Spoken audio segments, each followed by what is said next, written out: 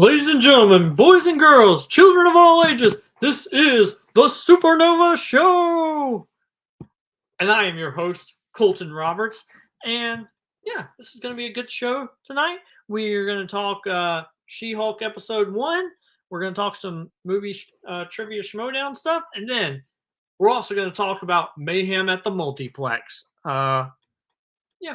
And with me today, we got our main man, back at it, Mr. Robert Kastner.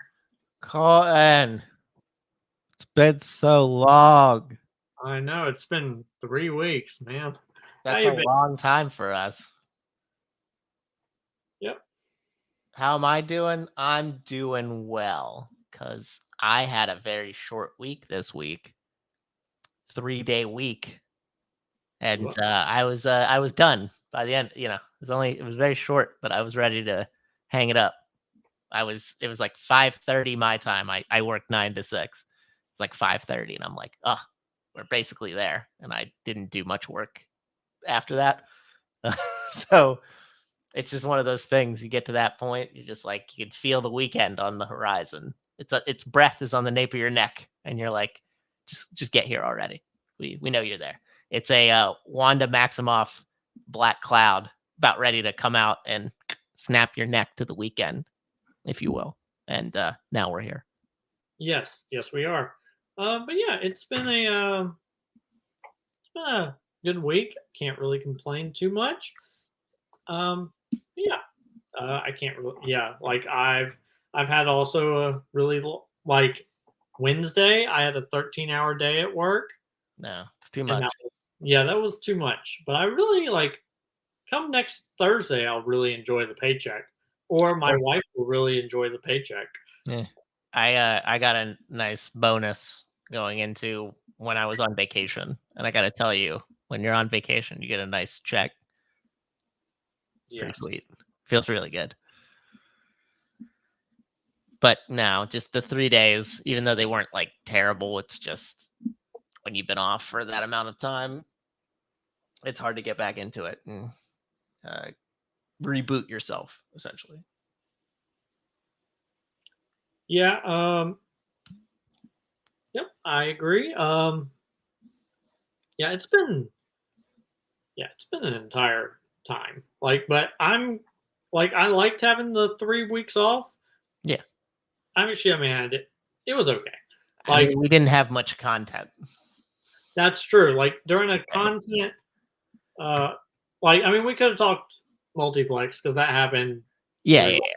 We could have done that, but we didn't have anything in the realms outside of fan league stuff, really. Yes, we did not. You're right. It was everything was good. Can't really complain. But yeah, let's go ahead and we'll move on to the movie trivia report. So some things have came out in the Schmodown in the last week that I don't know how you feel about it. I'm a little disappointed. Okay. They apparently, since the show's ending, players are beginning to talk about it. That in round 3, apparently they have multiple questions for that category. Yeah. And then the host picks the one that will be the most entertaining. What the fuck, man? Yeah, that's terrible. So, for an example, when Rue had to hit his 5-pointer, they had chosen an actor question for Mike, and then they chose a more difficult question for Rue, because if he hit it and became the new champion, it would have been like a stellar camera moment. Okay. But because it was harder, he didn't get it. Okay, so that right there is prime example of why it invalidates everything the Schmodown is. And that's things like that make me understand more why I pulled away from it. Because if that's the case and it's at the discretion of the owner, the hosts, then it's not realistic. It's as unrealistic as wrestling is. It seems scripted to me, and I don't like scripted things. Yeah, That's not true. I like scripted things, but if I'm promised something that's supposed to be pure and it's not that, I get pissed off. So if that's the case, I am angry. And I don't know if I want to finish watching the Schmodown. I'll watch Spectacular. Screw it. But I don't really, makes me not want to watch the remaining things that happen on Friday. That's not Friday Night Titans. Yeah, which, like, they just released the matches now. Yeah. Which are a lot less interesting than Titans ever was. Which, granted, now it's ending, and now I'm like, because, like, it was Roca and Matt Nost that came out and talked about it. And then the only reason why I saw it was because Caleb Boatman and Tim Berkala talked about it on Twitter. No way, really? Yep, and they were like, because apparently Caleb made this claim like years ago. Yeah. And people in the Schmodown community like flamed him for it. And now it's coming out that it's actually true. So he's validated. He's the deep throat or whatever, however you want to say it, the prognosticator of prognosticators, Jimmy the Greek, whomever of the Schmodown. Good for Boat. I'm glad he's getting validated. Yeah, it's definitely something. Like, I don't know how I feel about it because like it does put in a weird place that I've watched 9 seasons of this, and then it's potential that all these things that have happened, like everyone. How many championship matches have swayed on a single question? Yep. I could think of 3. I could think of like 5 right off the bat. Yeah, like there's so many things that are like, if they did that, even if it's just for entertainment purposes, like where does it stop at? That's what I mean. I mean, how many Patriot matches? I mean, so I just recently watched, sometimes old Schmodown matches come up in my feed and I watch them. And I watched is it the third or second top 10 Patriots match, where it was the one where if the Patriots won, then top 10 couldn't challenge for the belt anymore. That's the one that has the Jane Fonda issue with it. And Roca talks about like everybody invalidating that and it making it much of a sizable gap, more sizable of a gap when they go into 4, so that it becomes a knockout territory. And then that's how it ends up. But he mentions in that he gets pissed off and he's like, that they just want it to be the page. Everything always sounds good when you get to hear undisputed, undefeated Patriots champions. And when I hear that, and when I hear what you say now, I'm thinking, what about the first Patriots top 10 match?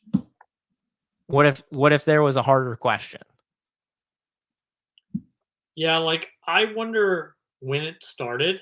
Yeah. Like, I don't know.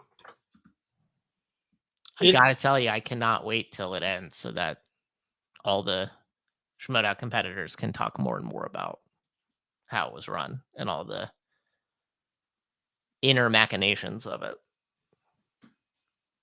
But man, that sucks. That angers me. I'm mad I wasted a lot. To me, it's almost like I wasted time on it. Yeah, like originally I was gonna not talk about it because I didn't know how to not be negative about it. But someone told me, they're like, you can be critical of something without being negative. And that's what I'm trying to do. Is like the product has always entertained me because of the storylines and stuff. So the matches were only a part of that. So like the outcomes, yeah, like there are certain things that like I wonder if certain people wouldn't have ever won. Like Sam, like it puts into question Sam's return. True. Because he won by a single question. And a question of by the way, and nothing again, because it happens to people all the time, but a movie of a musical that he had seen as a kid that I'm sure he probably talked about at some point in his life that Schmodown people could have registered. Yep. And like I kind of hate stuff like that. So you mentioned the Rue thing. So that means that they probably did the same thing with Parker too. Yeah, it's definitely possible. I wonder if it's like there are definitely moments where like guess what? You can't ever say that the Cushing and Mike Kalinowski moment, like when she won the belt from Mike, that wasn't a thing where that was the case because they pretty much both got the same answer. All the It's time. one misspelled it. And like the same thing with like Damon and Demolanta. Like there wasn't any of that because it was that Damon got the answer wrong. But in sudden, like you never have to worry about a sudden death thing, but now you have to wonder whenever it was the 5 pointer and the other person didn't know it, or they the other person did know it. At what point did it happen? Yeah, it And doesn't invalidate everything, but it invalidates it calls into question a lot of things. And yeah, you can be entertained by stuff, and that's why people watch wrestling, right? People have expectations of how storylines are going to go, and it's written out, it's scripted. But if for people who care about the sanctity of the game, and I guess I count as one of those people, even though it sounds really stupid when I say it out loud, that I don't know how to not be negative about it. yeah, it's definitely something that we're really gonna have to get into. Like, I mean, we're not because guess what? The show ends in less than 2 months. Yeah, I can when that ends and we can have people from the Schmodown, can we make sure that we ask them critical questions about stuff? Yeah, like Okay. I don't think unless like I know there's gonna be people out there that watch the Schmodown that think, okay, like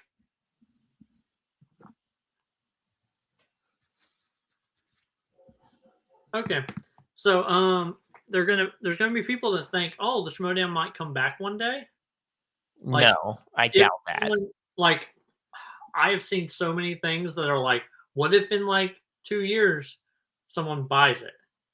No Because one's it gonna is buy a it. very, I mean, like if you have a property that gets any kind of views, there's someone on somewhere that might purchase that just for the IP. Hmm. And I could totally see that if like they needed the money or whatever, guess what? Christian could totally do that. If he wanted it to continue, he could totally. Fair. I mean, I think about the episode of The Simpsons where Bart makes angry dad, and it's a cartoon, and then it comes to life years later as an animated short that wins an Oscar. So I Yeah, understand what you're saying. yeah, I was even gonna just go with like look at Star Wars. Like it was pretty much dead for 6 years. Like, yeah, there was the Clone Wars TV show, but no one watched that. Live action was definitely dead. Yeah, and they sold to Disney because it was a property that could make Disney money. What would be the equivalent? What would be the Disney equivalent in this scenario?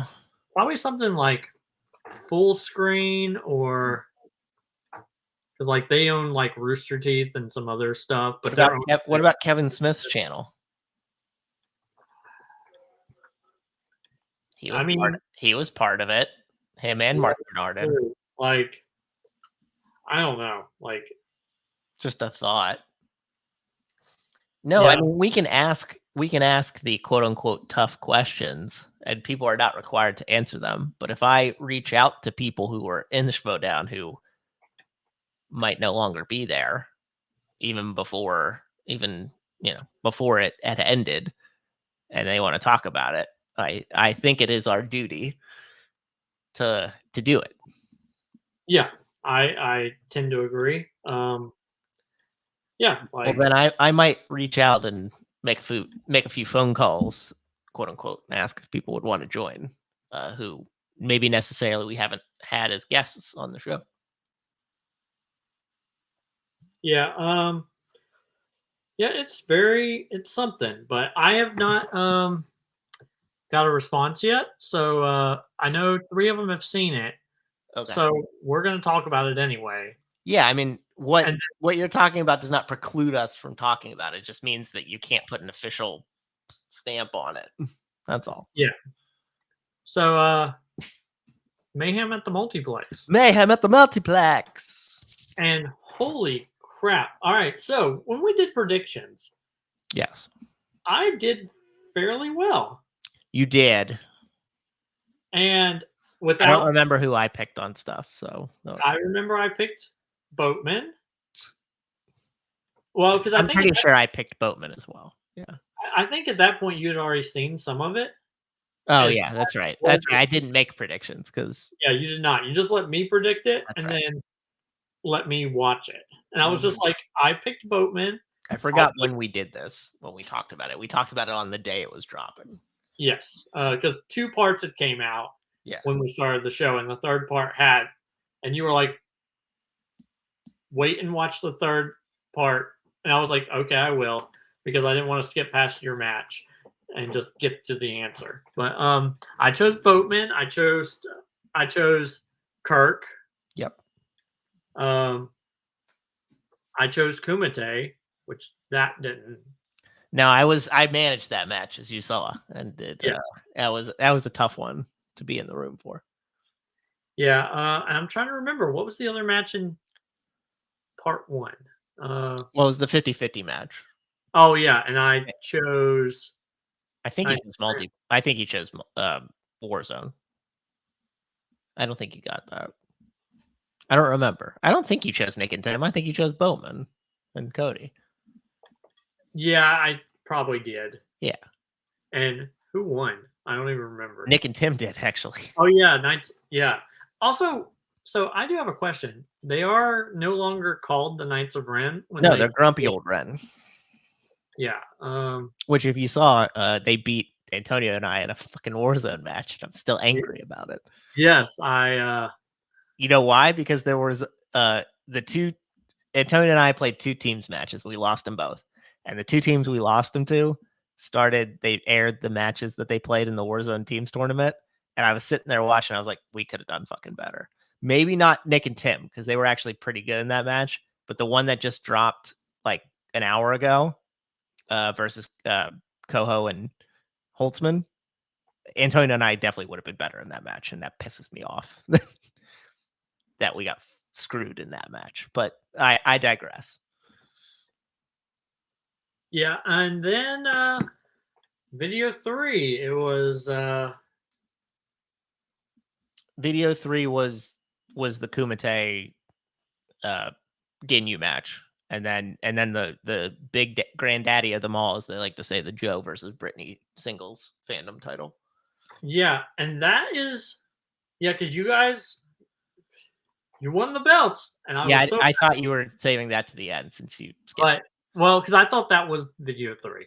I No, don't no, remember the order. I will tell you that I was in the room, obviously, when our match finished taping, and the admins there had a big discussion about, because 4 of the 5 were in the room, and they were like, what should be the final of video 2 and 3? And they contemplated our match, but then they, without me knowing, because I hadn't watched it, they hyped up Brittany versus Joe, which I assumed was going to be good because it's Brittany and Joe. They're the 2 best fandom players right now. Yeah, and They deserved it.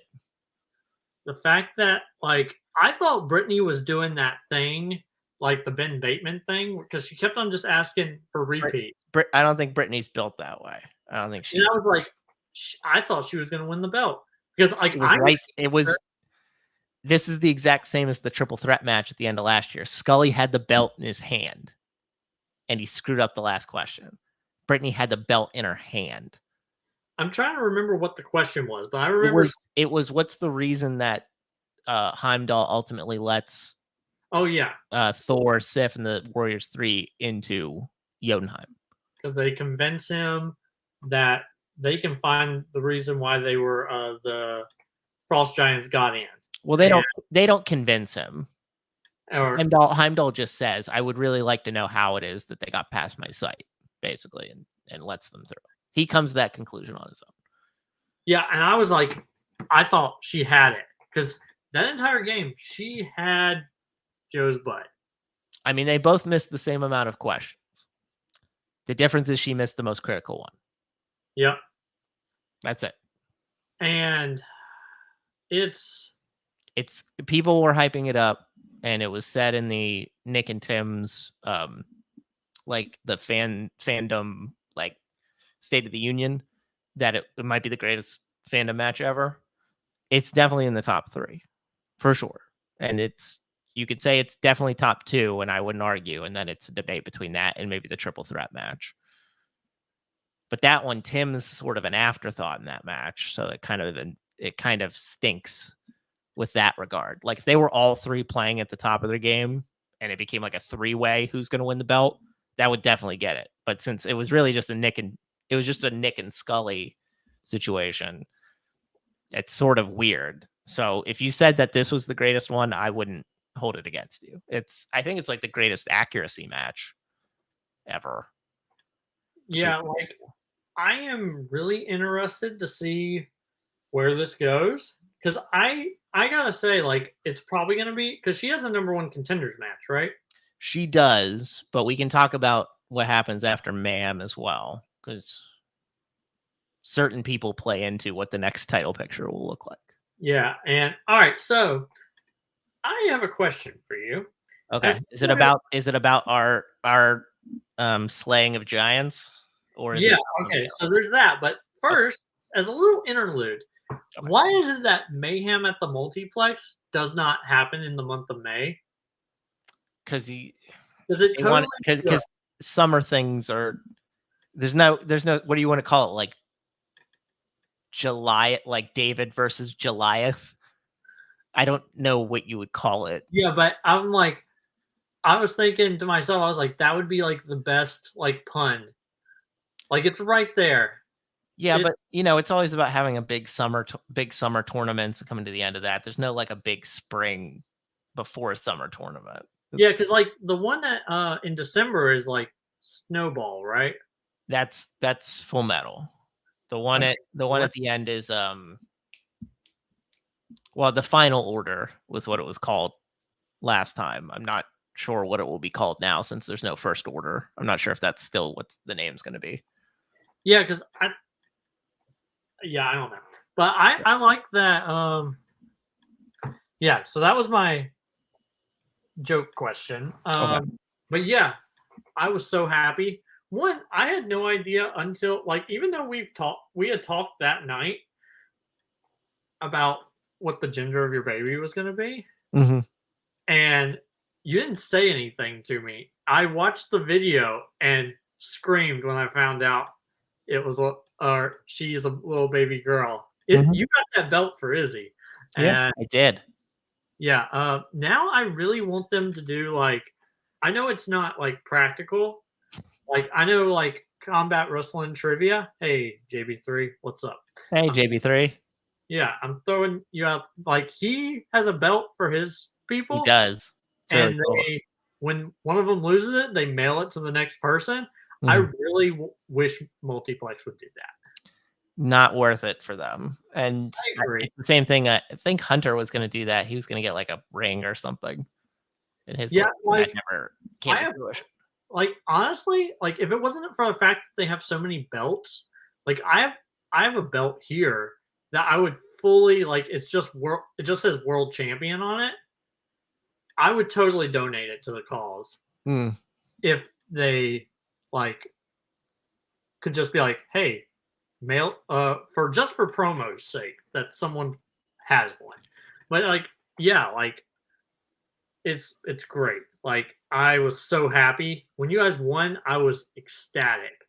I said it in the pre-match interview or whatever. I thought our legacy was already sort of defined because we beat Knights of Ren and we won the belt, even though we didn't defend it. And the defense match is our worst match to date by far.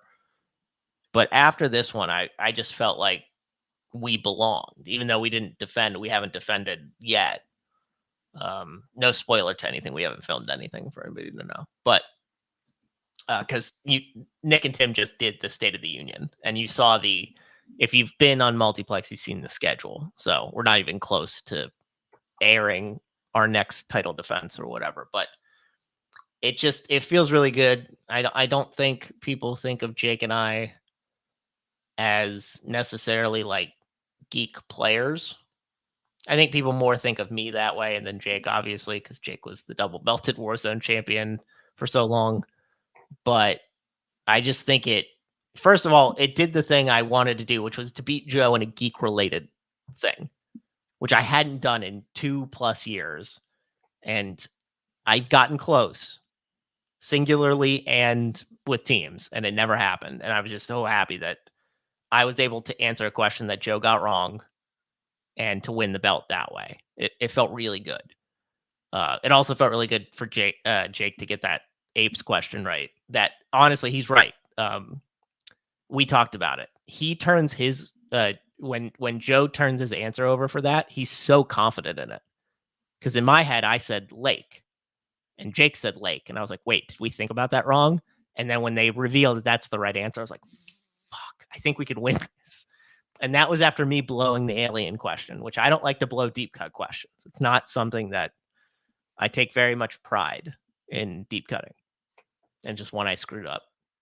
I thought we lost it because of me. So Jake put us on his back for that part, and I brought it home. And that's really nice. So I said it during the post match. I think we're like a top 4 fandom team ever. And that's crazy to think about for me. But I think you have to say that we're in the conversation for sure. And that's what I wanted when I was doing this. I would always watch those multiplex matches, and I was like, are these for me? Is this league for me, or is it too big? And then I did it, and I was like, no, it's not too big. I'm thinking about it way too macro. And just to get to this point, it feels really good, I have to say. Yeah, I was so happy for you guys. And I will say, like, I've never been like, it's really weird because I remember when we had Joe on the show, and Joe did recently like this thing, so he might be watching. So Joe, Oh shit, really?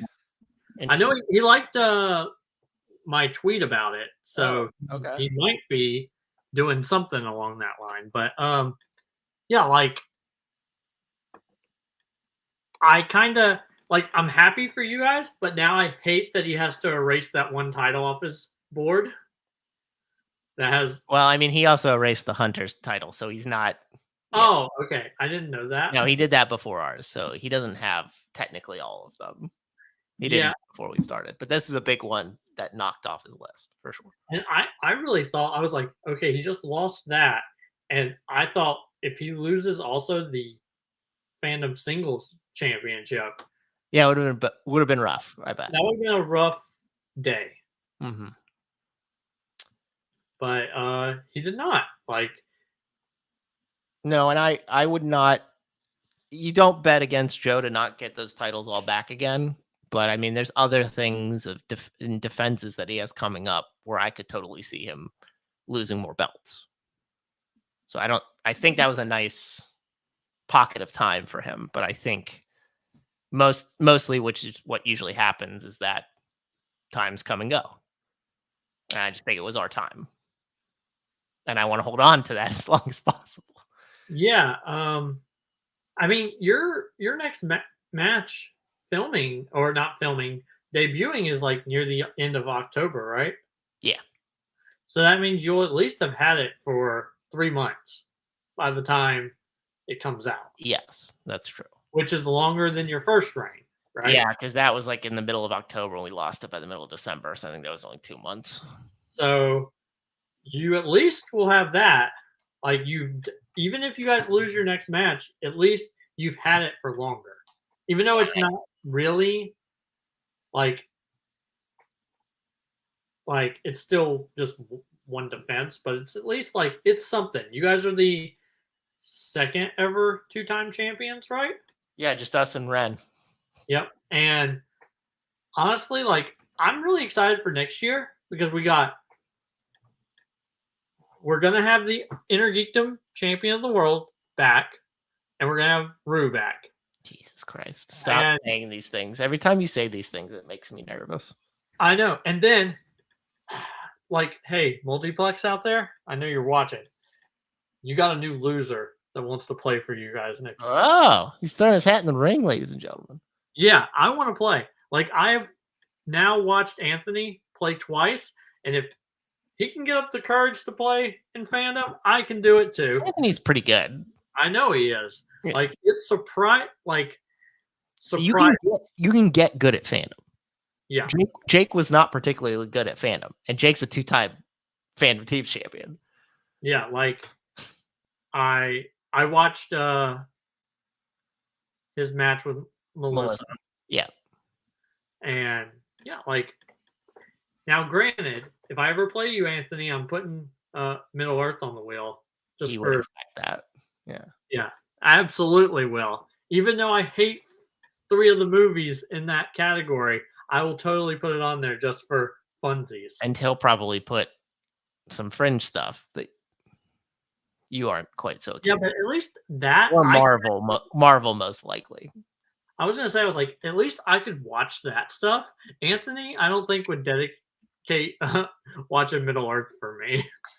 No, but a little behind the scenes, we do have very explicit notes about Middle Earth stuff, so he necessarily wouldn't have to. Man, that's what you do when you're a faction. You write stuff down, you share it with people. Yes. Yeah, like I am, and now I guess we probably, since we're done with Mayhem at the Multiplex, we probably need to move back to the movie trivia report just to talk about the aftermath. Post Mayhem? Yeah. Yeah. So they've already had the you versus Mark McChaka. Yeah, it was my best match I've ever played, I think. And yeah, you killed it. I did. I got opponent's choice and went 10 for 10. I was very excited. And then Jake lost the Warzone singles belt. He did. That was a very tough one for him. He's very not happy about it. Like, I watched that, and you are absolutely right. Caleb Boatman is the best person to ever play. It's him or Jake, honestly. Jake held it for so long. Boatman's just one of those dudes who gets them, unfortunately. And Boatman's at the top. So, yeah, and that is not just me, like, kissing his butt because he might have proved that we get to do the Multiplex after show idea. That is not that. But, man, like, that's one of those things where I'm like, I don't want to see any Schmodown pros come to Multiplex because they're going to get killed. I think they would. I'm dead serious. They would absolutely get killed. Yeah. Every single one of them, all the ones that are really good in the Schmodown are going to get absolutely murdered if they come to Multiplex. Do you know what's funny? Not to make it all about me. Yeah. But I've beaten most of the big people and stuff, and not just like geek stuff and regular movie stuff. I've beaten Boatman in something. I've beaten Adam Collins in something. It's very weird for me. Like, I think Collins, I think he could come back and do well in singles. Of course he could. Marisol would, obviously. Yeah. I think that's very. But I think people who were already here, but I don't think anyone who wasn't already here, and I say here like I'm here, there. In the fan leagues, yeah. Yeah. Anyone who's been in the fan leagues can do it. Well, because they have a sense, and like people like Paul Oyama, like talk with Multiplex people all the time, and they watch the content.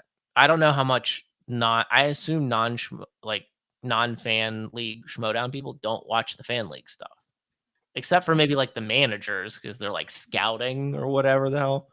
But no, I don't think they're watching it. So I think it would be somewhat of a rough transition because they'd have to get used to the level of competition and question writing. Yep. And how the game is played too. And then not getting your preferred question in round 3. Yeah, that too. Yeah, no, I was talking about title pictures because Tim and Nick did announce. So I'm on this next title picture map. Yeah. So there is a.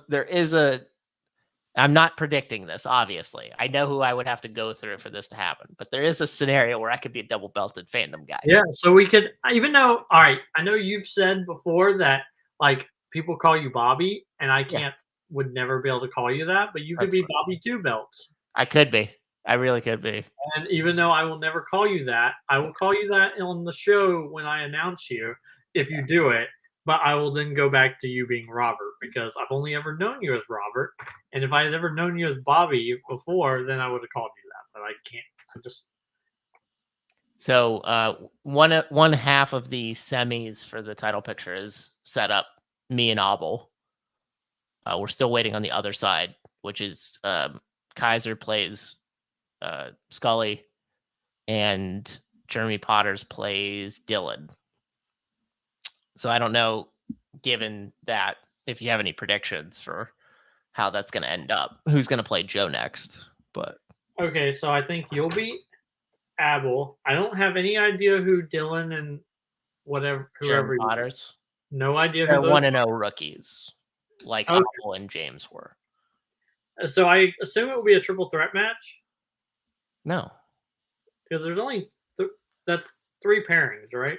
I'm not. no, 4. Abel, I played Mark. Abel played James. Oh, Kaiser plays Scully, and Jeremy plays Dylan. okay. So the winner of Kaiser and Scully. That's going to be good. Great, right? I was talking to Kaiser. He got really pissed off that I got to play Mark, who's really good, by the way, as you saw in that match. But he was mad. He's like, I played Holtzman, and then I had to play Brittany, and then I get to play Scully next. So I was like, yeah, I know you got a rough draw. It's unfortunate because Scully lost that Coho match, which he probably should never have lost. Kaiser could have played Coho. Kaiser could have definitely made his way to a number 1 contender match for sure. Yeah. Now it's much harder because he has to play Scully. Yeah. I predict it will be you versus Scully in the end. Boy, that will be interesting, huh? I never got to play him. Honestly, like I would love for Kaiser to win because that would be really good. Better for me. Yeah, but I think it'll be you and Scully, and I really want you to win. It'll be the toughest singles fandom match I've ever had, for sure. Yeah, and so I want that. That'd be good. The only 2 singles losses I have are matches that I totally punted. Honestly, like the first match against Tyler Butler, I punted because I got opponent's choice and I wasn't good on Oscars yet. If 2022 Bobby was in 2021 Bobby's fandom tournament, I would have beat Tyler Butler. I would have played Scully in the semis of that. I don't know how that would have went, but that was what I was hoping for, and it never happened. And in this last tournament, I screwed up the Tyler match. There's no reason I should have lost the Tyler match, but I screwed it up. Not that Tyler's not good. Tyler went 6-0, but I screwed that match up. I should have won. I have a question. If you were to play Joe, do you think you can beat Joe? No. Okay. I think that all the time. And if you watch like I know it's not the same, but in Ontel Geek, I had him at the last question, and I screwed up the last question. So it's not unheard of that I could now in that, like if I had played in that title match, I wouldn't have made it to the last question because that title match was hard, in my opinion. So do you think that, like in the case of your guys' matches with Wookiee Mistake, it was like, was there a weak player there? David went 5 of 10 in the first round, so he would have been the weak player. But I mean, he got the horror icons question in the round 5, which was I didn't think was going to happen, and it happened. I was like, fuck. Yeah, like I never mind. I'm not allowed no, to but like talk in the first match at the beginning of the year when we played in the number 1 contender match for the vacated belt, I pretty much played I with Joe in 3 rounds. The problem is that it's a 5-round situation, and I have to be good in the things that Jake usually is better at than me, like the filmography.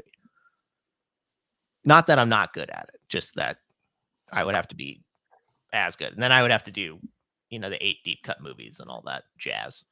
But no, I don't think I could beat Joe, but I think I could make it close for a while. And if I get to that point, I'm 8-2, by the way. So a loss isn't going to really hamper me. Yeah, you'll still be what, like the number 3 seed, number 2 seed in the winter tournament? Probably. Yeah. Yeah, it wouldn't bother me. And even if I lose this to Abel, I'm still 6-3. If I lose to Scully, I'm 7-3. So it's not like that stuff doesn't bother me. I'm in a good spot. Plus, I'm the team's champion. What do I care? I'm a champion. It doesn't matter. That's right. That's right. But yeah, like. Oh, and then we didn't talk about it, but Tim and Nick did announce who our next team opponent's going to be, and they're doing this fun thing called the Frenzy or whatever the hell. Yeah, it's I'm trying to remember what it is. So 16 teams elect one person to represent them in this, like they did the turmoil in Warzone. They're doing that. And 16 people represent 16 teams. There's, what would that be? 8 matches at the beginning? Yeah, and then they get paired up randomly, right? Or 4 matches at the beginning. Yeah, and everybody gets paired up randomly. So whoever wins the first 4 matches go to the semis, right? And then they get repaired. And then they get repaired. And then they play those 2 matches. And then whoever went, and then the last 4 people get paired up. And whichever team wins that, then their real teams, the 2 people that they represent, then those real teams play in a number 1 contender match. And then we play that team. Okay, so I remember watching that, and that was the part where they confused me. Because I thought, oh, those 2 people will go on to play. No, it's not like the Warzone mix-up or the Anarchy tournament. They're not different teams. It's just for the sake of this in a vacuum. So I was gonna say, like, that is the way to, like, well, one, that's making a super team because that means those 2 players made it through the entire league. Well, you never know, because sometimes people get through because it could be a thing where like a great player gets paired with a not great player, and then 2 people who are pretty good play, and the 2 people who are pretty good play eke it out because there's a lesser player. So it doesn't necessarily mean it's a super team. But so as an example, let's say like in the final foursome, it was Scully, Brittany, David, and Albert. So like those 4 would be paired up.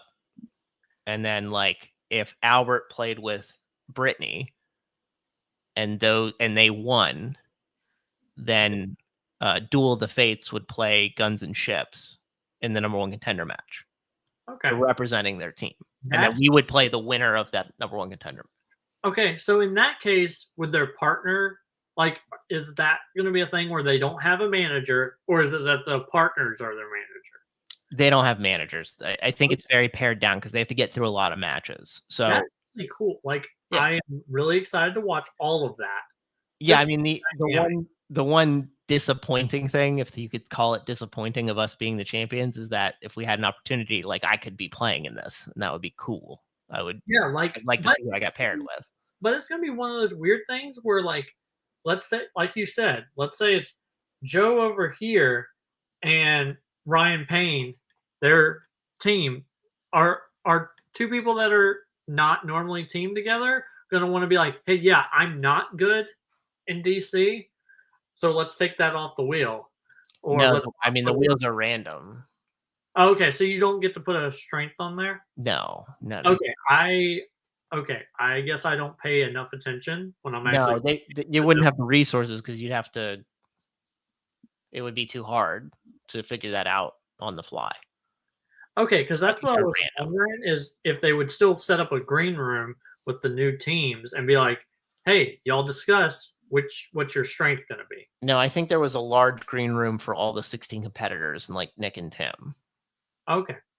And I think it was just like, what's the wheel at the time? I don't think they get to prepare. Okay, that's really interesting. Like, well, if you would have joined Fandom a year early, maybe you could have participated. I was like, there's no universe where, one, that someone, some person out there would think I want that guy as my partner. And then number two, that person is so homely that they're like, you're the better player, so you need to be in this thing. Maybe you could have made an impassioned argument about why I you was should be the person.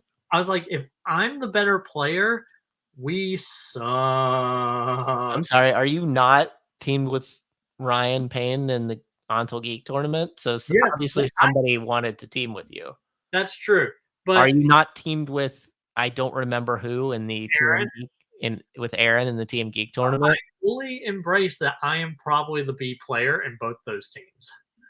You think you're the B player with Aaron in Geek? I mean, that one's a He's little pretty more. good at he surprises me sometimes with what he knows. But I'm just saying, you think that he's not a Geek player? Well, Well, I mean, he kind of is. He does play in the tournament, I guess, but you know what I mean. I have not played in such a long time that I don't have the like. I will say my match with me and Ryan versus Kaiser and Anthony, I did remarkably better than I thought I was going to. So you need to shake off the ring rust. You need some practice matches, a couple of those. yeah, I would be. You can't just go in cold, man. Yeah, and It would be bad.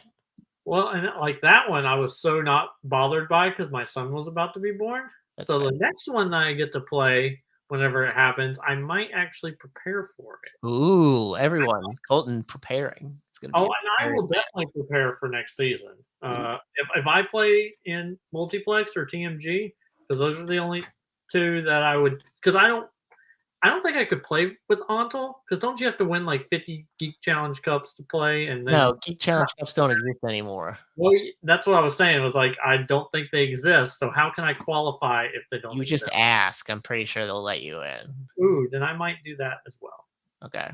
What about Full Metal Geek? Oh yeah, I will definitely like in 2025 when that league starts back. I will totally play. So you will know that only happens if RJ doesn't become a famous actor. Yes, that is correct. Yeah.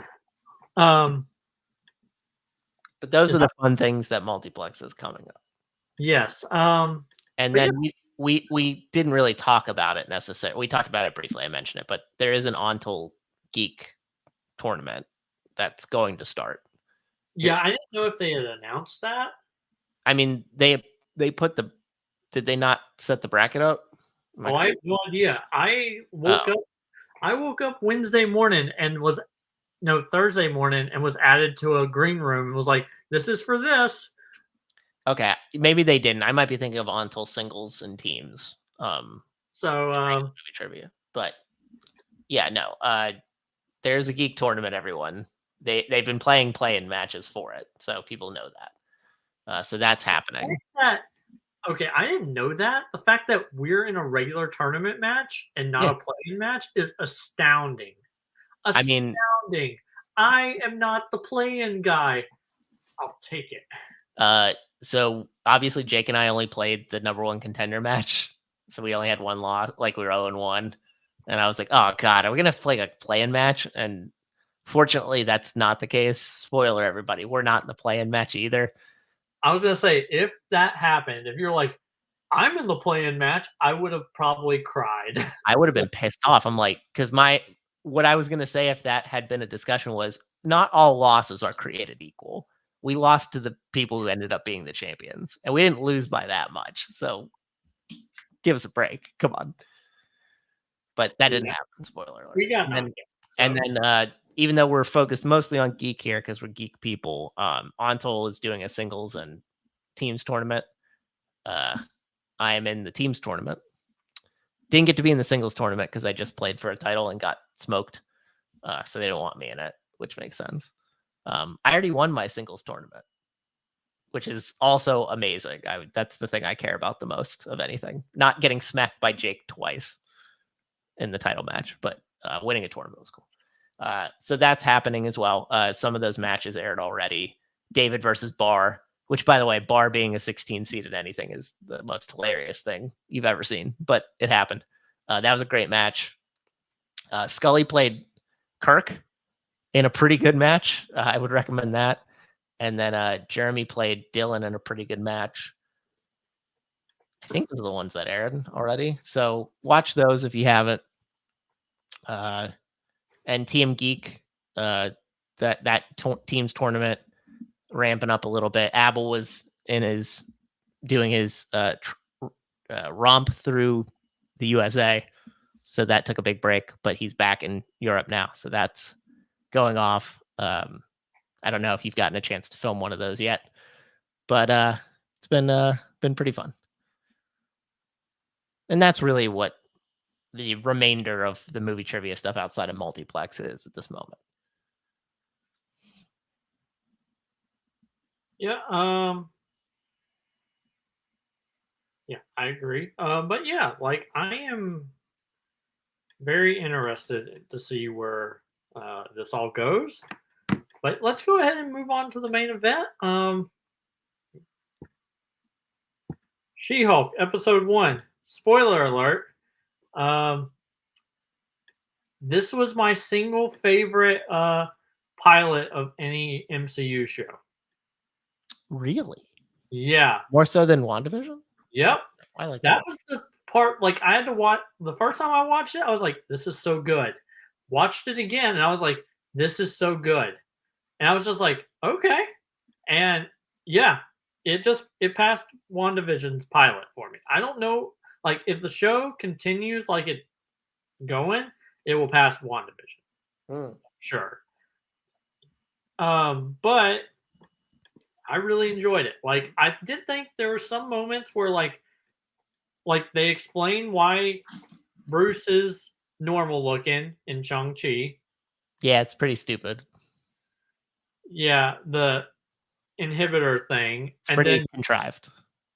And then it just so happens to cut him when they're trying not to get hit the ship, and then she also just so happens to get cut, so their blood touches, and then she becomes She-Hulk. Yeah, I'm pretty sure that's how you get STDs too. Yeah. So that part I was like, okay, but I do like the idea of like Tony making Bruce a base. So if I had to guess, that's probably like between Avengers 1 and 2, right? I'm not sure. Like, he gets in the car, he gets in Tony's car, and he drives him. So I know that like he's with him in Iron Man 3 and listening to him, but I would imagine it was around that time, right?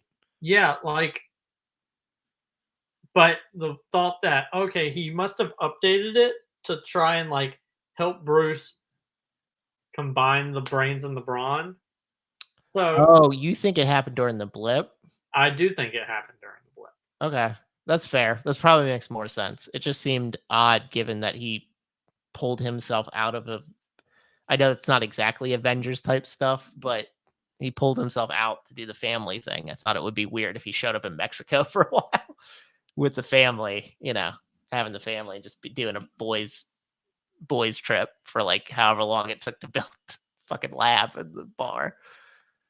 Yeah, but I like that. Like, it's like little hints like that. Like, Amaru, you'll enjoy this. In Agents of S.H.I.E.L.D., there's an episode where like they go to a house and they're like, oh, it's a pretty secure facility. And like one of the characters is like taking the wood off the wall and there's a big Hulk-sized punch in the wall. Oh, that's cool. And they're like, yeah, Cap stayed here for a little while, and then Bruce was here and he couldn't break out.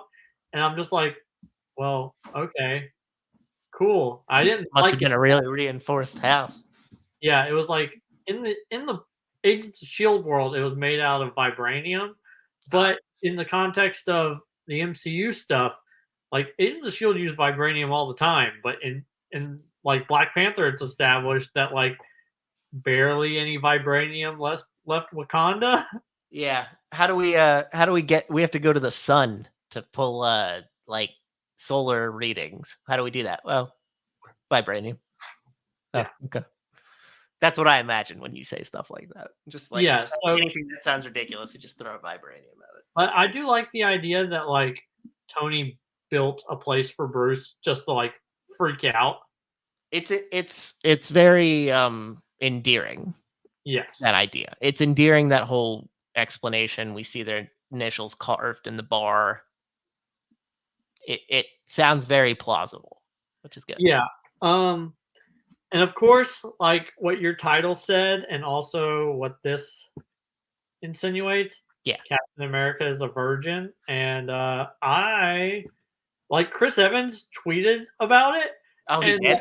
yeah, he with like a bunch of like the emojis where like the mouth is zipped shut about it, and it was like hashtag She-Hulk, and I was just like, oh Good for him. Good for him promoting She-Hulk. yeah, like I was like, haha, I lost my virginity at 25, but at least I wasn't a 70-year-old weirdo. Well, Like, I mean, if what Hulk yeah, says is true, he wasn't. He was like around your age.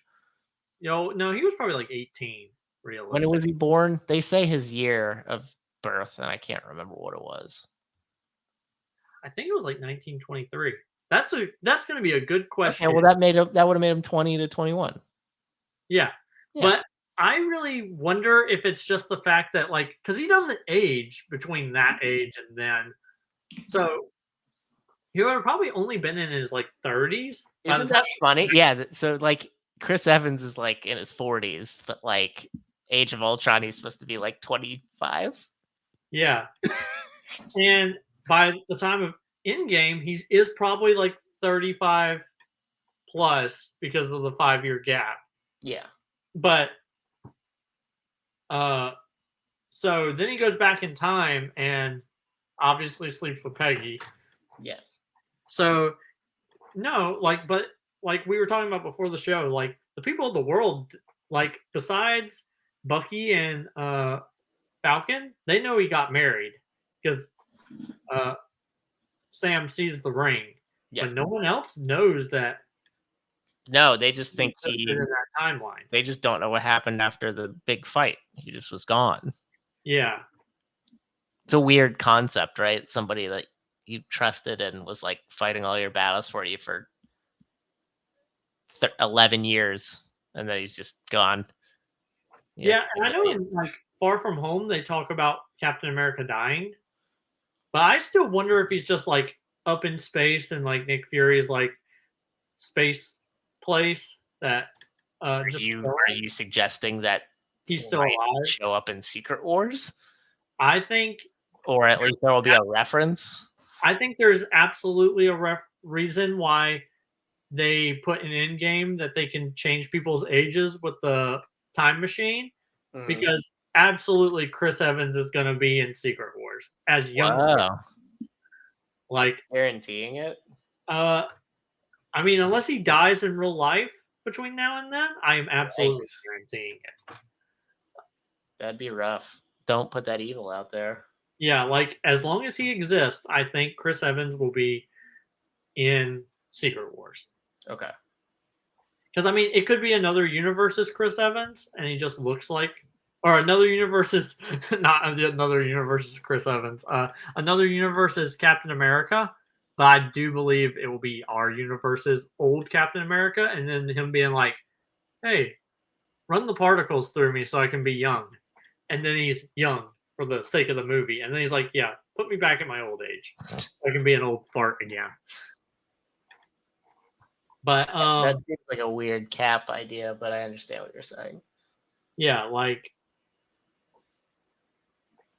I think now we totally moved off topics, kind of, but it happened. No, it's still sort of on topic.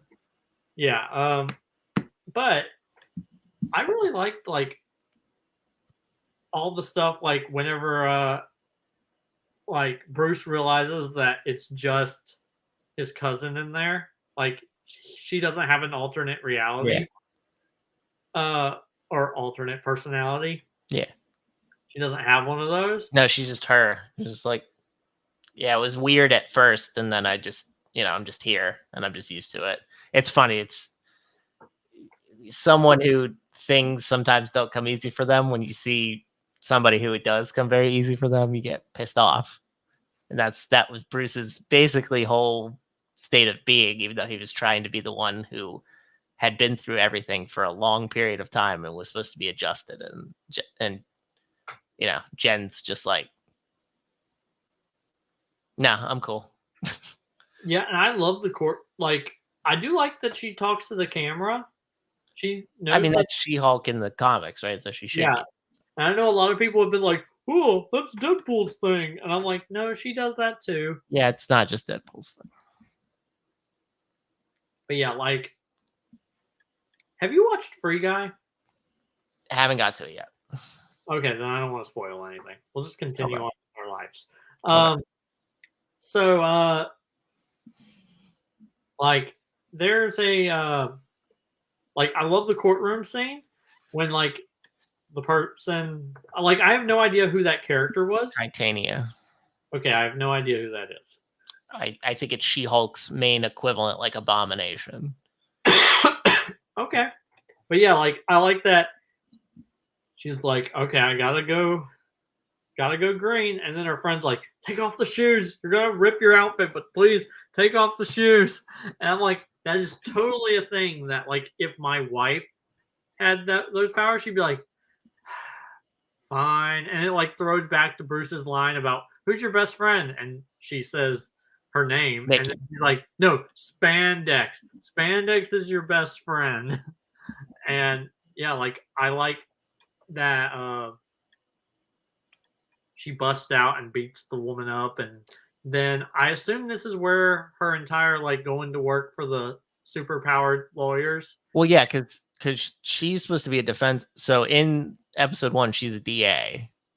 Yeah. And the guy who hires her to be part of the superhero division is the defense attorney who's on the bench or at the table with the person who's the defendant. So I would imagine it's pretty, like, in the next episode, she'll be approached. I'm guessing, like, I mean, we've obviously, have you seen the trailers for the show? Yeah, I've seen the trailers. Okay, so you know Daredevil's in the show. Of course I do. So, like, I wonder if, like, she'll be the West Coast version and he's the East Coast, and that's the reason why he got the Spider-Man case, and she'll get the Abomination case. So it's weird. Why would he show up in LA though? If somebody speculated, wouldn't it be great if they went head to head? But that doesn't make sense if she's a defense attorney because he's a defense attorney. So that's a weird. Like, is he transporting a prisoner, like a client, back to New York? It's a weird thing. Like, why is he in LA? That's the question. I want to know how they explained it in one sentence. Yeah, like, I'm interested as well. Like, I really like the show. Like, it's really, really good. I think it has potential to be the best. But we'll see. I liked it, but it didn't grip me fully. I like Tatiana Maslany. I think she's a good choice for this. I liked her interplay with Bruce and the Hulk, especially when they're both Hulks. I thought it was weird that they fought hand to hand. Thought that was a strange idea. The last fight, I know you like the courtroom part, but the last fight seemed really tacked on. I think that could be done with, like, it's a weird, like, Titania is supposed to be the main villain for her in the season. She just shows up, like, in the last 2 minutes and then beats her ass. Seems weird. So there are things I like about it. I expected the CGI to be more in your face bad, but it wasn't. So I was surprised about that. I was happy about that. Yeah, like, I looked out for it a lot because I know, like, all the trailers, apparently everyone freaked out because it was awful. It was So really I watched for it very intently to see, oh, do I notice the CGI is bad? And I didn't notice it once. They shaded it better than shaded in how it shows up. But I think they put a lot of emphasis on that. The question will be, because I watched a review of this, will they have used a lot of the budget in that first episode, and will it get progressively worse over time? That's a question. No, I enjoyed it. I like them playing with the idea of when she's breaking the fourth wall about understanding what kind of show this is for the audience. Like, we got to get this exposition stuff out of the way. A lot of exposition, but it's a first episode. You're introducing a new character. You sort of have to do that. A little contrived with how she becomes She-Hulk, as you sort of intimated. I like that the cause of their accident were just like, yeah, it was a Sakaran ship. I'll deal with that later. Very curious what the I'll deal with that later means. I've heard some speculation on what that could mean. It would be exciting if if the speculation I heard was true. Don't want to get into that. Don't want to set expectations.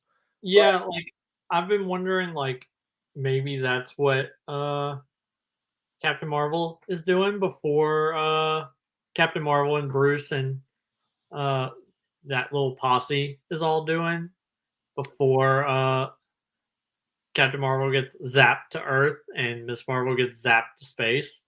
That they're now handling that. I've heard it might have to do with a Planet Hulk, World War Hulk storyline Okay. on the comic. Again, don't want to set expectations. Don't want to do that. Don't want to copy off what somebody had already said. Like, do you I've think never read Bruce will that. be in any more of the show? Hmm? Do you think Bruce will be in any more of the show? Maybe like the last episode.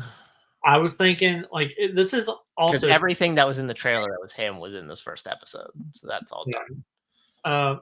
It's only 6 episodes, right? 9. It's 9 Now, episodes. okay. So yeah, now it definitely has potential to be just as good as WandaVision because it's just as long. Or it'll be just as good, and then we'll get to the last episode. It'll be a fucking mess, and then I'll be upset about it. Yeah. Could do that.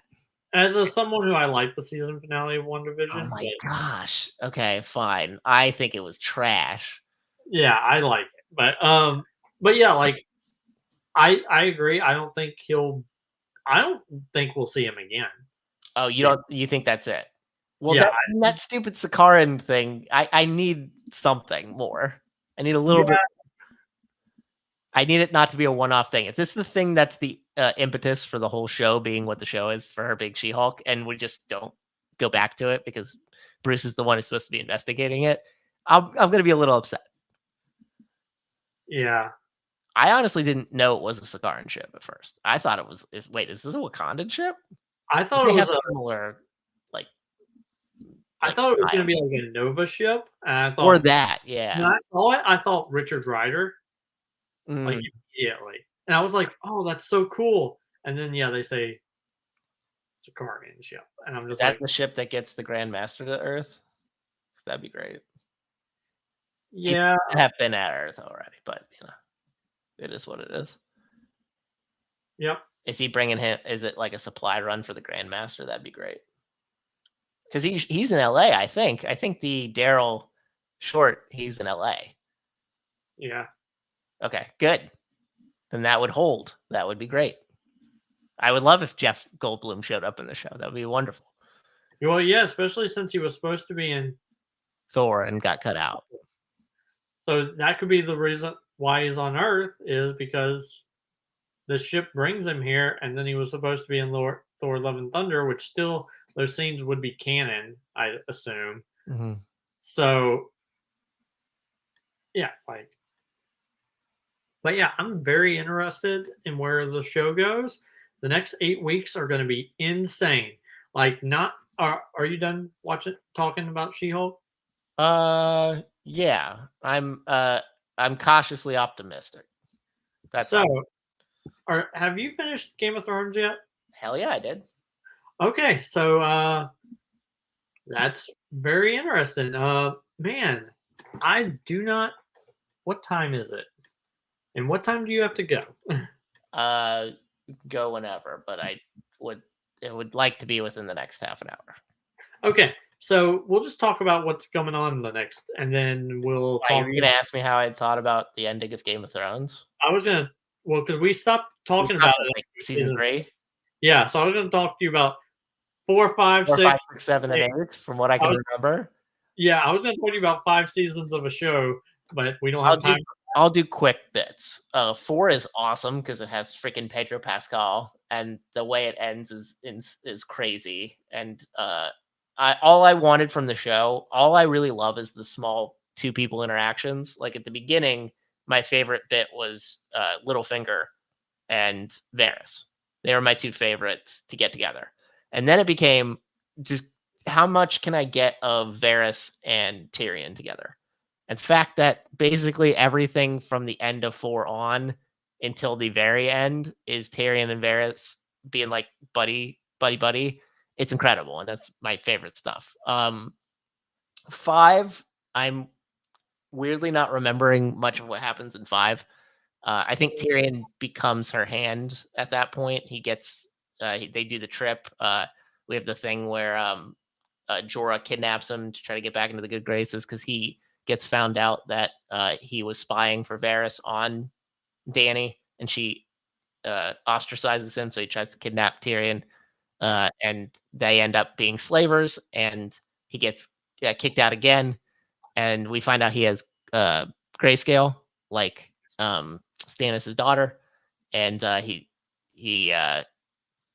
goes off. He helps because she gets attacked. Dany does in the Slaver's Ring, and then he comes back and saves her life, so it's okay. And then she gets whisked off and gets captured by the Dothraki hordes, and is gonna get put into the Dothraki, like the widows area or whatever it's called. I don't remember what it's called, but the place in Dashkaleen. Thank you. Yeah. And then she fucking burns everybody alive. She does that again. It's like, that's her move. We're burning shit down. I was like, somebody should have.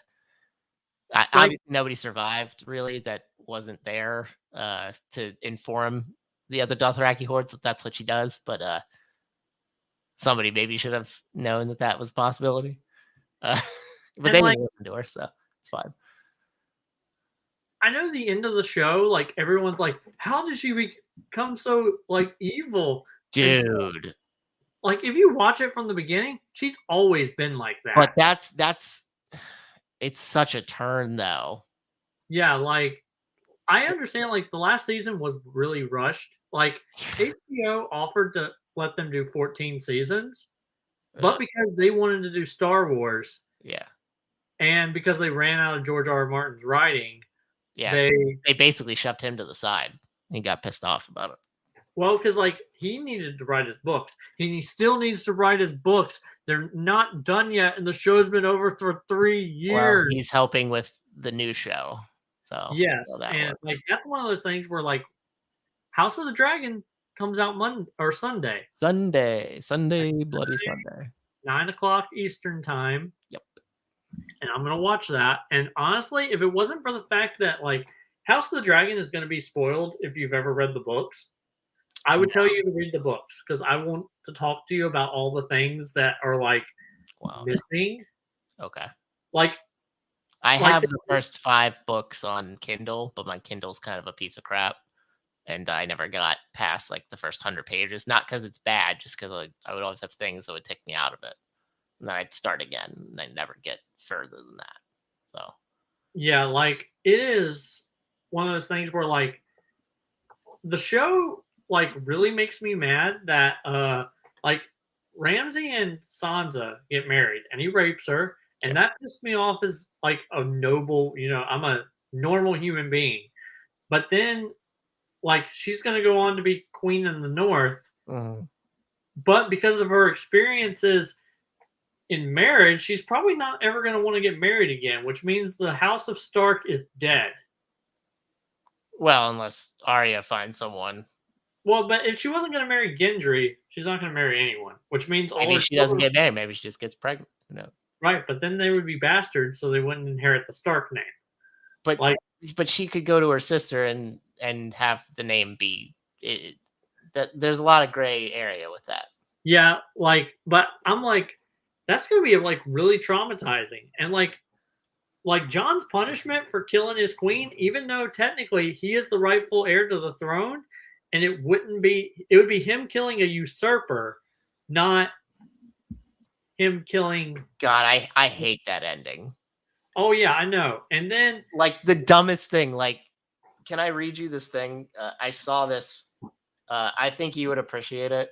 It was if Harry Potter was Game of Thrones and ended if J.K. Rowling ended Harry Potter books the way it pissed you off most. Can I read you this? Yeah, I think I've read it before, but I don't remember every bit of it. Okay, so here it is. Harry loses his mind at the last minute and rides on a dragon, destroying Hogwarts and killing indiscriminately. Yes. After Yep. dueling Lupin for her love, Voldemort goes to Bellatrix in the Hogwarts basement. He takes her in his arms, says he loves her, and that he never really cared about immortality anyways. They're then both killed by the castle collapsing in on them. Yep. McGonagall, the obvious choice for the headmaster, decides to instead go on a self-imposed exile to America. I don't know if that's supposed to reference John, because he didn't self-impose. It was thrust upon him, although he probably could have fought back against it if he wanted to. Well, and also he could just, like they just said, hey, you have to join the Night's Watch, but there's a big hole in the wall. He could just go 100 miles this way and then cross back over and go to Winterfell. I mean, he also was in the Night's Watch, and he was just like, I'm not being in the Night's Watch anymore. And At least that one he died. I know, but And- he's just like left, and nobody was like, oh no, maybe you shouldn't leave, because nobody gave a shit at that point, because there were bigger fish to fry. And while the bigger fish have been fried, there's nobody to hold anybody accountable. Yeah. I guess Sansa could hold him accountable, but like, who's going to hold him accountable for that? Bran? Sansa? No way. He could just do it. Put him up there to make the Unsullied and the Dothraki happy. Yes, and so that we can have a sequel show. And even though all the Dothraki are killed in the Battle of Winterfell, and even on the DVD commentary, he's like the Dan Weiss and DB Weiss and David Benioff. David Benioff are like, yeah, this is the end of the Dothraki. And then when they're sieging King's Landing, there's more Dothraki. So that's what I wondered during that, because obviously one of the other big criticisms of season 8 is that's the big fight, the Long Night, and you can't see 75% of it. And they said it was on purpose, but I don't think it was on purpose. I think obviously it was done to save money. Yeah, and like they set the entire show up that like John's going to be the one who kills the Night King. And even though like, and then they just flip that on its head and it being Arya for no reason. Like we always knew it was going to be Arya. I'm like, did you? Because I had no concept of this until Melisandre shows up at Winterfell and she gives Arya that look, and I'm like, because I knew that happened before I watched it, because that got and she's like, blue eyes that you'll shut forever, and I'm like, oh my god, oh my god. I didn't finish the Harry Potter thing because the last one's the best, but there's one that says Ron and Hermione go their own separate ways, never to see each other again, which I guess are the Stark kids. In that case, right? And then the last one is the best. Finally, Dean Thomas is the one who truly saves the day at the end and restores order, because who has a better story than Dean Thomas? Yeah. That's the dumbest thing ever. Like, even like the season previous to that, like when Bran shows up, they're like, you're Lord of Winterfell. And he's like, I don't want it.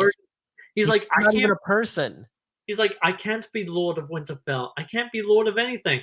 But apparently you can be Lord. But he's like, why do you think I'm here? I'm like, I don't know. Not to be the king, though. Yeah. It's the dumbest fucking thing ever. I hate it so much. Like, I guarantee, like, that is probably the point. Like, the ending of the show is probably going to be what the ending of the books are.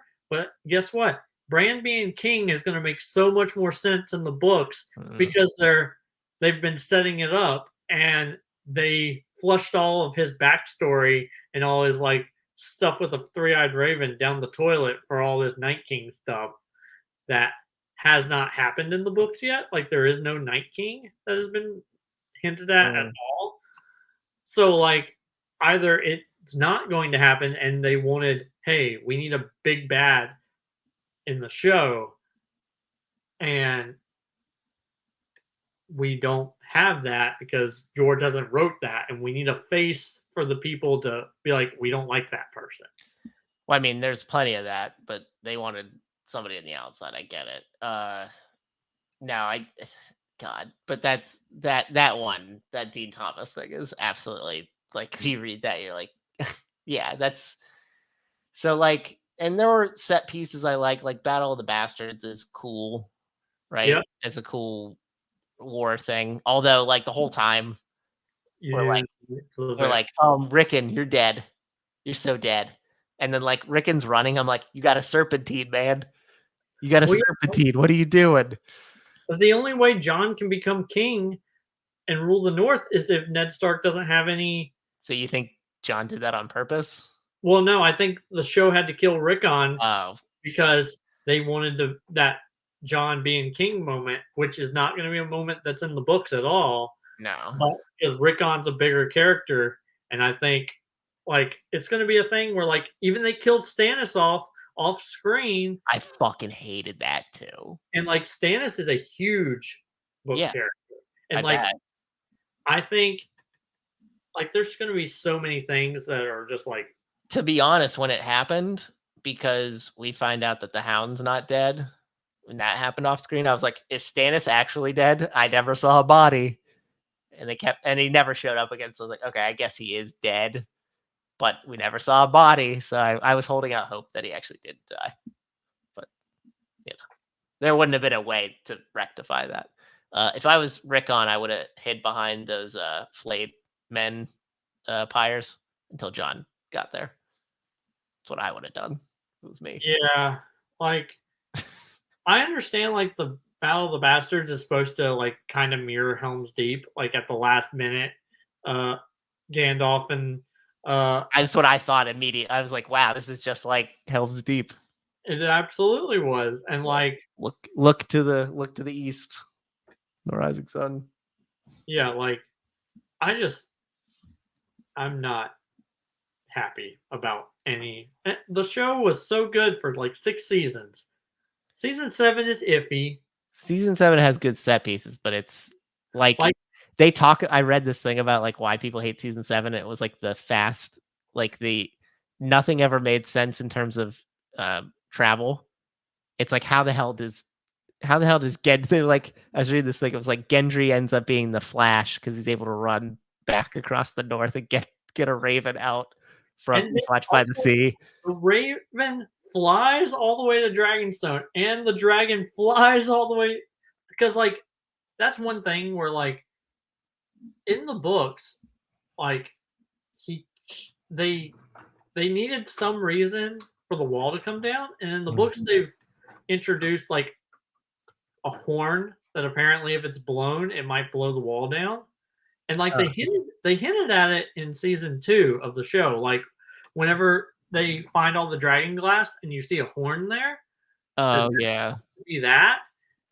But they just took that plot line and just wait, hey, we'll give the Night King a dragon, even though like in the books dragons can't cross over the wall. Like they try to, and because of that's the land of always winter, they just immediately like have to turn around and leave.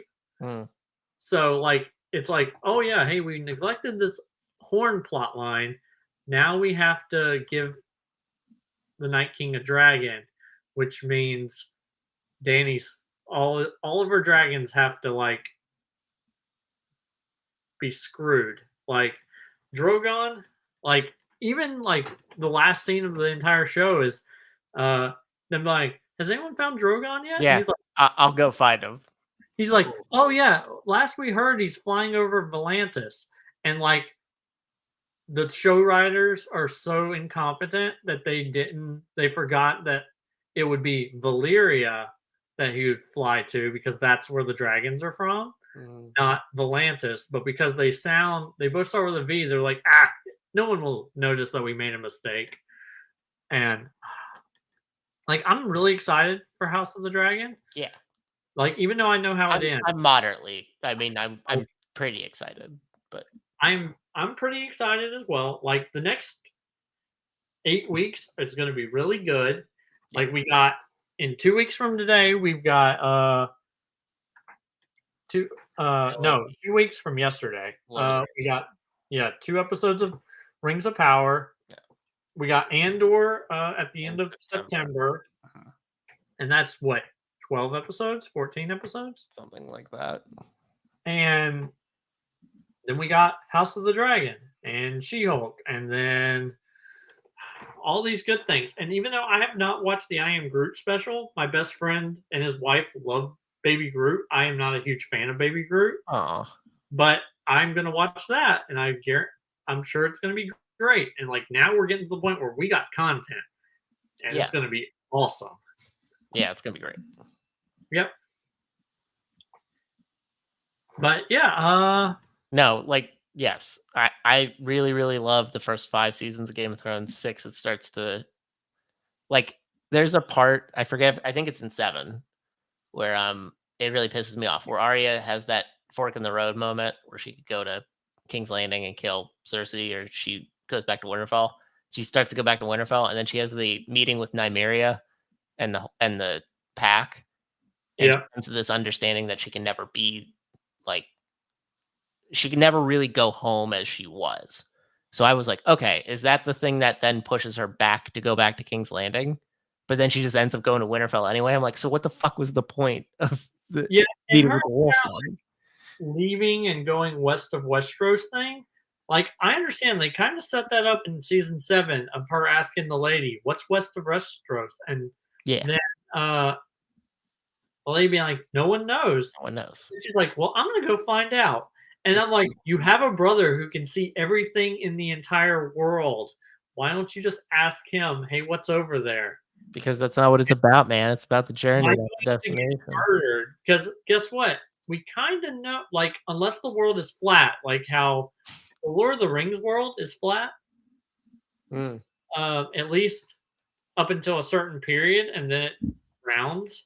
mm, Because they wanted, like, Tolkien wanted to explain why humans thought the world was flat, and Middle Earth is supposed to be like the ancient history of Europe. So, like, or the mythology of the ancient history of Europe.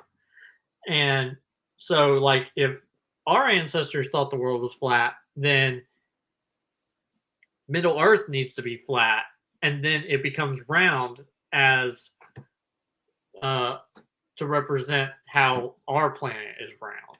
And I'm like, okay. But yeah, like there's totally things that I don't know. Like I was very frustrated with the ending of that show. what's not to be frustrated about? I understand. Um, my wife, who hasn't read the books, I haven't read the books either. She was like, I didn't think anything was really that bad. She's like, I know there were things that were disjointed and disparate, but she's like, I didn't really mind it. And I was like, I understand what you're saying, but the really big things that they screw up are pretty egregious. Uh, Yeah. and that's even again, I have no concept of the book. I know that pissed a lot of people off. I know a lot of people were upset about the spiral people, right? We never got closure on with Why the they were making that shape. yeah, never got closure on that, even though that's in the first episode. So stupid. Um, but you know, uh, I thought Theon and Sansa were gonna get together. Not like physically because he couldn't, but you know what I mean, like emotionally. I thought that was perfect for her, right? Somebody who can't rape her because he has no penis. Uh, but then he died. So which I knew obviously was gonna happen. I was like, why would you? I understand why he wants to do it, but like if you're there when the Night King shows up, you're definitely gonna die, right? That's the thing. And with your Dothraki thing, I didn't finish my point before, but like when we were watching it, we were like, oh, so all the Dothraki died, and then like they came back. I was like, so I guess they all didn't die. They got scared because of the dragon and the the White Walker army. And then you're right, like they had so many Dothraki at the when they siege King's Landing. You're like, oh, so way more survived than I would have thought. Cool. Yeah. And like that's one of those weird things where I actually do like the scene where like Theon protects Bran because he didn't protect Bran. He Yeah. betrayed Bran. And So, he didn't fight for his sister, for Yara, with their uncle. and it's one of those things where apparently Jorah was supposed to survive the Battle of Winterfell Oh, and was going to be one of the people that, like, whenever he saw the horrible things that Danny did, yeah. uh, but he got cast as Bruce Wayne in Titans, so Oh. he Oh, stopped. wait, I did hear this. Yes, yes. And so they killed him, Yeah. and because like they have that really nice scene in between Sam and him in season 7 of the healing and stuff, and then Sam's like I'll give you my great sword. And it's like all pairing up to like, That he would be the one to strike the blow, yeah. take And her that, out. well, because like he realizes, like both, she realizes that both John and Jorah think that what she's done is messed up. And then that's what makes her go full on Mad Queen. Mhm. And yeah, like it's, I just don't, I don't know. There's so much that could Yeah. have been done. And the fact that like they purposely didn't write the show or produce as much as they possibly could have because they wanted to do Star Wars, and then they did such a bad job with Game of Thrones that Kathleen Kennedy was like, "Hey, I make bad Star Wars, but you'll make worse Star Wars, so you're fired." And that's really sad. Like she allowed Rise of Skywalker to happen, but she was like, "These Game of Thrones guys, that's too bad." It's crazy because they'll like never get to work again. Not on something big, I bet. Yeah, like I really thought like they a few years ago um they had a Comic-Con panel where they were producing a show Oh that yeah, that was the was, one that was like if the South won the Civil War, right? yeah, and then in the 1960s they would have won a second Civil War, and then it was going to be modern day with how the South would have been 150 years with like post slavery because they would have realized that the Industrial Revolution was better, but still in a world where slavery lasted until the 1960s. And I thought that was a really cool concept. I mean, not cool for like Not cool geopolitical reasons. socially. Socially, it was bad. Yeah, but like the concept is really intriguing. But because Game of Thrones ended the way it did, the studio was like, "Yeah, no, you guys aren't good writers." Which, like, in my mind, I should have known that because David Benioff wrote X Men Origins Wolverine, He so I should did. have known that he wasn't a good He also writer. wrote Gemini Man. That's the last thing he wrote, which is bad. He Yeah, produced the Metal Lords movie on Netflix, which I heard was good. So I guess they are still working technically, yeah. but not to the same degree of which. And I do like that, like House of the Dragon. Like, I've never liked the way that the throne looks because it's supposed to be huge. Like Yeah. in the first season, they talk about, oh, it's supposed to be made of 1,000 swords, and Littlefinger's like, nah, I've counted. It's only like 130, and that's because the throne in the books is literally monstrous. It's like 30 feet off the ground. Like it's uncomfortable. Like Aegon made it so that no king would want to sit on it Yeah. because their duty was to their people, not sitting on a throne. But the Mm. one in the show is like little bitty, and at least House of the Dragon, it's bigger. It's still not, they would need I St. mean, Paul's Cathedral to yeah, make it it's not life-size. practical to make something. Yeah, but at least they've made it bigger, and I hope that they don't make like too many references that are like indirect to like the Game of Thrones show. Like, I hope the Starks aren't in it. Like, I understand like there are Starks in that era that do things, but like that's one thing. I don't need the Lannisters in it either. Like, this is an area where guess what? You can introduce and revolve around the other great houses of Westeros, and it doesn't have to be Stark and Lannister. It still has to be Targaryen because, of course, we have to have dragons, but it does not have to be Game of Thrones again. No, I'm intrigued about that. I'm intrigued by the people who are in it. Yeah, like Matt Smith as Aegon Targaryen. Oh man, I just watched Morbius. I hope this is way better than that for him. Yeah. I hope he gets more to do, is what I'm saying. Yes. Paddy Considine. I forget who he is. And then Olivia Cook, always good. Who else is in this? Reza Fons is in it. All these people, good people. Yeah, like I'm excited for Sunday. It's gonna be good. But yeah, it can't be any worse than the end.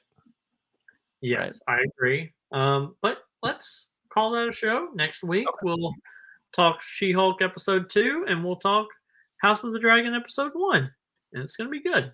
Yep, and we'll have more multiplex matches and more TM Geek stuff and all those things. So movie trivia report. And I know we didn't talk, Christian just put out a video about like where you can watch Schmodown stuff. So or like how that's gonna play out, I guess. But I don't know if that's necessarily anything to talk about either. But just something that came about. But yeah, you guys can follow me on Twitter at Colton Roberts 8. You can follow the show at Supernova_show. And Robert, the undisputed Fandom Fights Teams champion. Yep. And just remember, most important, everybody out there, Captain America fucks. No, wait. Oh, I deleted the thing. Captain America, big time virgin. Remember. Don't forget to tip your waitresses, everybody. That's right.